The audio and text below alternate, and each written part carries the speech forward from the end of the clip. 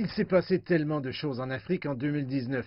De la bonne nouvelle d'une meilleure performance économique et d'une relative stabilité politique à l'aggravation des situations de paix et de sécurité, tout a été constaté.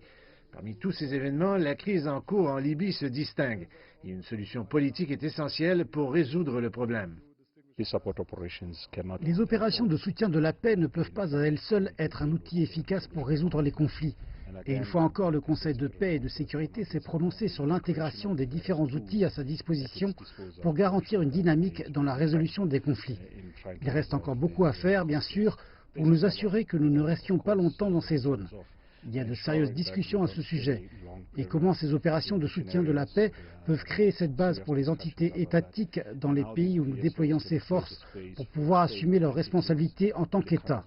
Ensuite, il y a la situation en Somalie. Le plan de retrait de l'AMISOM semble être retardé, la Somalie devant prendre le relais des forces panafricaines.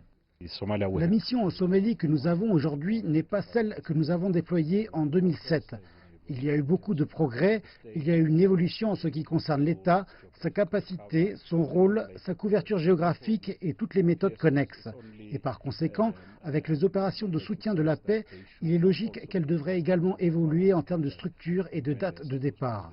C'est sous toutes ces questions de paix et de sécurité non résolues que l'Union africaine tiendra sa 33e assemblée dans quelques jours. Le thème de cette année est de faire taire les armes à feu d'ici 2020. C'est une source de préoccupation lorsque nous assistons à l'éclatement de nouveaux conflits. Il y a lieu de s'inquiéter de la façon dont nous devons veiller à ce qu'il n'y ait pas d'augmentation du nombre de conflits. Certains montrent que le nombre de conflits est en train de diminuer. Mais il est inquiétant de constater que même s'ils se calment, certains d'entre eux semblent plus longs. Ils semblent survivre à de longues périodes d'efforts. Il est donc impératif que nous utilisions la totalité des militaires dans l'architecture africaine de la paix et de sécurité. Ce n'était cependant pas tout sombre en Afrique en 2019. La remise du prix Nobel de la paix au Premier ministre éthiopien Abiy Ahmed a été l'un des moments forts de l'année. D'un autre côté, au moins 7 pays tiendront leurs élections nationales cette année. Certains s'inquiètent encore des pays qui gèrent les processus de vote. Sur le plan économique, l'Afrique est confrontée à des défis difficiles. Les chefs d'État et de gouvernement de l'Union africaine espèrent relever tous les défis qui représentent une véritable course contre la montre.